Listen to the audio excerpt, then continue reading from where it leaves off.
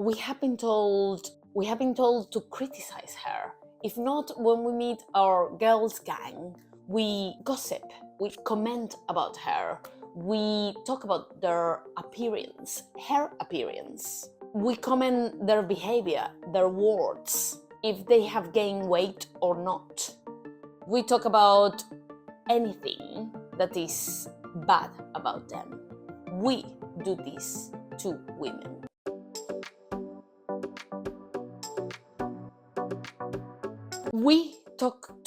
We see them on stage, we see how visible they are, how brave they are, how vulnerable. We give them compliments, we talk to each other, we resonate, we vibe. We do that to other women. I like to acknowledge the ugly and the good about women relationship and how women supporting women is a hashtag that should be bigger than what it is now. I also like to clearly understand the specifics, reflect on them, look to another people that might be doing things that I would like to do, change my behavior, change my words, learn and learn, and learn and learn. Today I'm talking about women supporting women, which is a hashtag at this very moment, but to me is more a mindset I follow. Women supporting women is the art of vibing with another women, supporting them, praising them because of what they said, because of how they behave, because of their actions. Is praising them, is cheering them, is empowering them, is many, many things that could be summarized in vibing with them. I'm being very loud about this. Doing it in front of male, doing it in front of female, doing it in front of any other gender. Really going for visibility, bringing that compliment into the conversation to support another woman as a woman. In my hopes, I wanted to be a movement that embraces love and empathy in between women. They can talk to each other, they can trust each other, they know that they have each other's backs, and they can be vulnerable. I'm initiated in my inner circle, in a bit beyond my inner circle, at work, with friends, with an acquaintance, with strangers. They just have to be female. The intersectionality in between female, Black, Latin, Asian, foreigner, non-foreigner, from up north, from down south, is beautiful. It's something that makes us stronger, and it's something that keeps me learning from another women and really being inspired about what they do and what they say. Personally talking, for me, women supporting women is my mindset. I see another fellow women ready to empower, ready to share, and ready to talk a vocabulary that we all women are familiar with and we like. Being in the between women has this vibration that is inexplicable and is not really happening with another genders, and that's just unique to women. I feel good when I empower another women, when I add up to their story. Maybe they were in a panel, maybe they were on the street, maybe they were in the gym.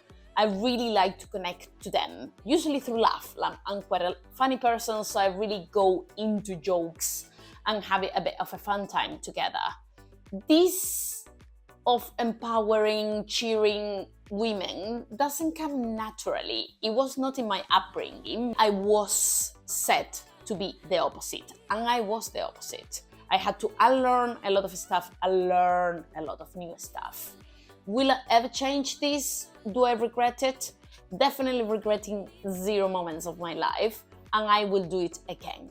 I'm really happy on the context that I am in, and I'm happy that you are in here to learn more. Today I'm sharing 5 things that I do to practice women supporting women, as the mindset, as the movement, as the definition, whatever you want to call it, maybe the hashtag. And I'm gonna dig into them right now.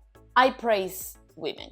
The amount of moments that a woman is rocking the boat, out there at the gym, being an instructor, maybe owning a restaurant on the street, at work, giving an amazing speech, is just large. Praising a woman for what they did, what they talk about, I used to be really feeling kind of awkward about praising that women. It was not in my DNA, it was again not in my upbringing, it was not an action that I will do.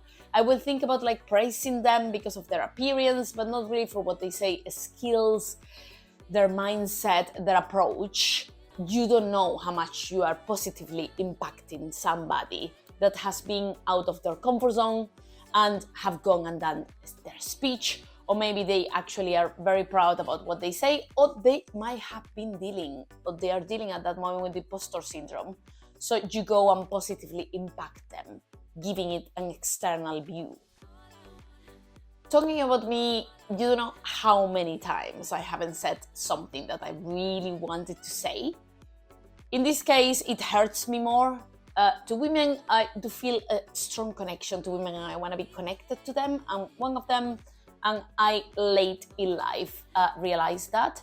My background is really 3 brothers, so I talk male vocabulary quite often in the past. Now, definitely I'm in the balance, I'm more tilting to women's vocabulary, or just a way of talking, a way of behaving, a way that is difficult to describe, but I will try my best. Remember that praising somebody is not cringe. Keep it short and concise and just say it. I don't bitch about women. This is something that I'm quite strict about it. Bitching is something that destroys us. I'm gonna repeat it again because I truly believe it. And it's something to avoid. It's something to remove. Languages like English actually make it easy because we can always talk about the object or the action or the situation, not the person. So we can detach from the person, and in this case, a woman, and bitching about their appearance, how they have their hair today, if they actually talk over somebody, if they look too bossy. There are too many. For quite a large majority of women, this is normal, like bitching around somebody, really usually about women. This is interiorized misogyny. It's something that we need to unlearn. We grew up in a system that benefits one gender, and is standard, it's normal that we have these behaviors. We need to be ready to acknowledge them. We need to learn about them. We need to educate them. That's what I wanted to say. We need to educate us in order to recognize and to stop them eventually. Think about situations where you have said something, gossip, bitch about a person that they decide to have kids with 40 years old, that they had to quit their job, that they actually decided to go to the gym instead of taking care of their kids, that they decide to prioritize their mental health instead of doing something else, like maybe people pleasing somebody else, usually a male. Think about that time where you maybe criticize about a divorce and you criticize the women instead of the male. And instead of thinking, oh gosh, this is really good for her and for him, you criticize her for whatever reason, and you really put the weight on her in this relationship. Bitching about a woman will not solve anything, will not solve your anger, and it just will feed it. It will really make it stronger, bigger, and it's just a nonsense. I listen to women, I listen to them, I fully actively listen on what they have to say and how they say it, and what the wise and the non-wise and their body language. It is new, it's different, it's not a male. So we need to also be very curious about how they behave, how they are as a leader, how they are as a colleague that we can trust at work, how they are as friends. They are different, and here we are to embrace them because we will resonate with that behavior. We will resonate with them, and it will be comfy very quickly. You will feel comfortable very, very quickly. A way of showing a woman that you are listening, is asking follow-up questions, is actually noting with the body language, is saying empathetic things like, I hear you, I can understand that, I know what you mean. Really looking into their eyes. I wanna really summarize it as caring. With a caring, this really empathetic way that we have to talk with another people, and we might not do with fellow women. We are missing out. After listening to women, learning comes next. I search for women. I search for events where they are founders, where they are entrepreneurs, where they are talking, where they look like me, where they talk like me. I do actively search for this type of environments, context, where I learn from fellow women that are rocking the boat one more time. I click with them instantaneously. There is something that really makes me resonate with them, made me want to listen to them, maybe jiggle, made me proud of them and of me for going there.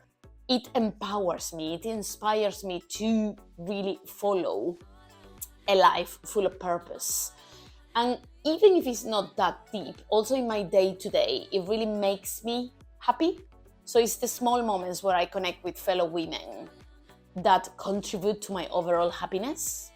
Expanding a little bit here, I have seen a trend recently on LinkedIn where female entrepreneurs, female juniors, anybody, but female, they really share how they are feeling on their day-to-day. In social media, usually everybody's very happy, it's only the positives, but in this LinkedIn post, I have seen how they feel depleted, how they feel overwhelmed because they are founders with 2 kids, with no co-partner in their business. And they do share this, which I think that is very transparent in a professional environment, which we call vulnerable in a personal environment. And I think that this is brave. It's something that I haven't seen many males doing or many non-binary doing.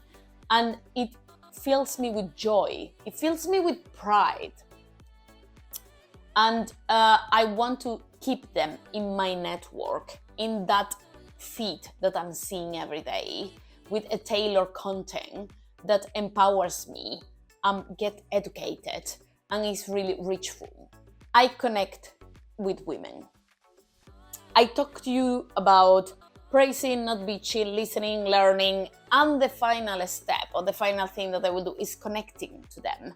A bit following from like this feed that I'm tailoring.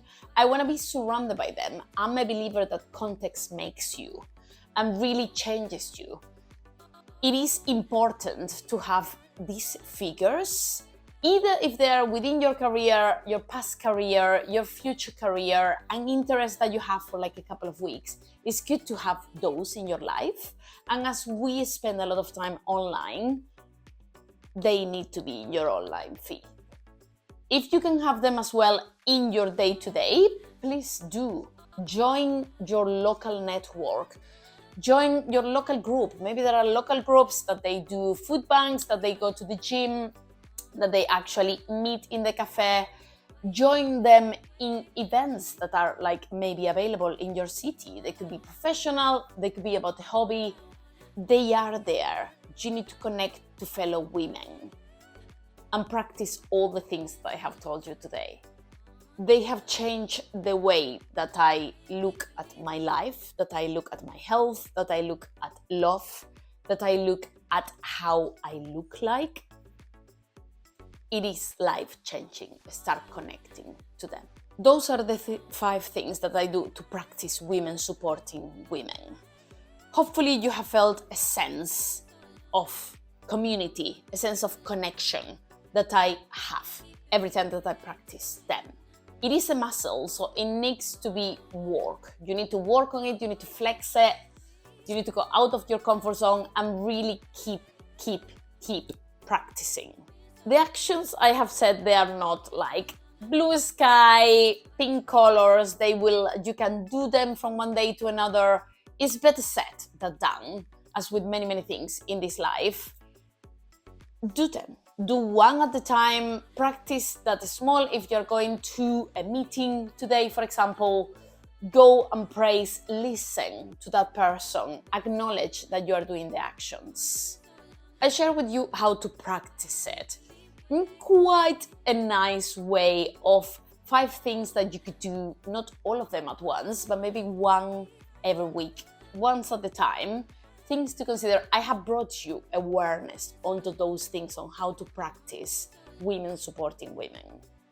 Have you ever supported another woman? Tell me in the comments below. Remember to like, subscribe, and notify for more. This is everything for today. Bye bye!